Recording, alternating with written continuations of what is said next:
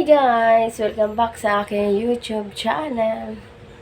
Guys, gagawa tayo ngayon ng fruit macaroni salad. So, dito sa ating pot, magpapakulo muna tayo ng tubig.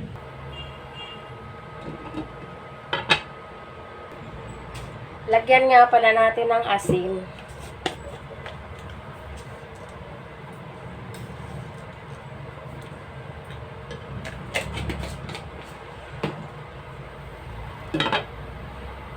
Ayan guys, kumulo na yung ating tubig.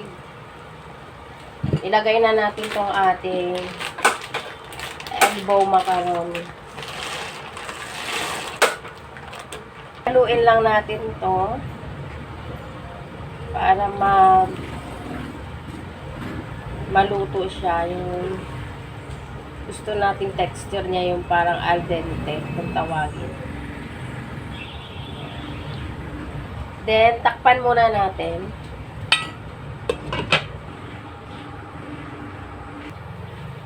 Okay, haluin natin para hindi naman ma-overcook.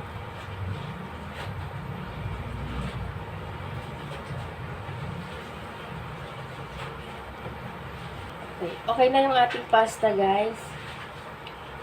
Drain and wash na lang ito. And then, lagyan ng olive oil para hindi magdikit-dikit.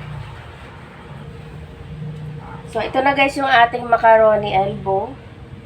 Maglalagay na tayo dito ng ating mga iba pang sangkap. So, ilagay na natin tong ating gatas.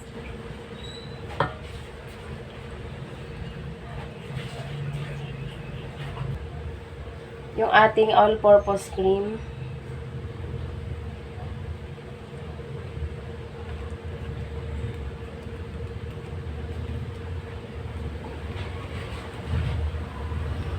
Guys, yung all-purpose cream natin, optional lamang to. Kung wala kayo, pwede naman tong ito lang cream densada. Then, ilagay natin yung ating mayonnaise.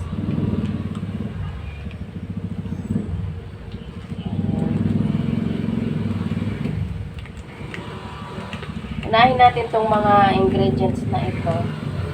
Kasi para ma-mix natin ng mabuti. Dito sa ating macaroni. Then, hahaluin muna natin ito.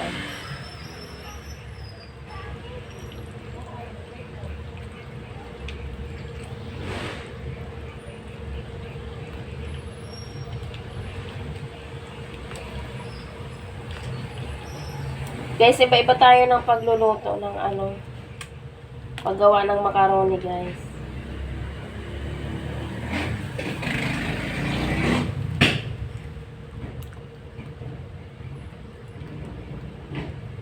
Yung iba nito guys, hindi na sila naglalagay ng mayonnaise. Pwede naman yun guys. Yung cream densada.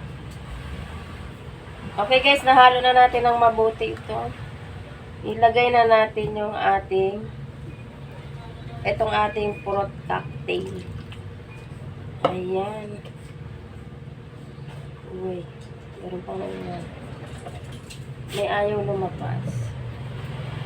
Then, yung ating tawag dito, pineapple. Dagdag lang ako ng pineapple tidbits. Pwede pineapple chunks, guys. Then, itong ating nata de coco. Ayan. Then, itong ating pasas. At itong ating cheese. Ayan. Mix lang natin to guys. Ayan, ganun lang naman kadali gumawa ng sweet macaroni salad or fruit macaroni salad. Then, itatransfer natin to sa ating bowl. Then, palalamigin natin ng kahit at least 2 hours guys.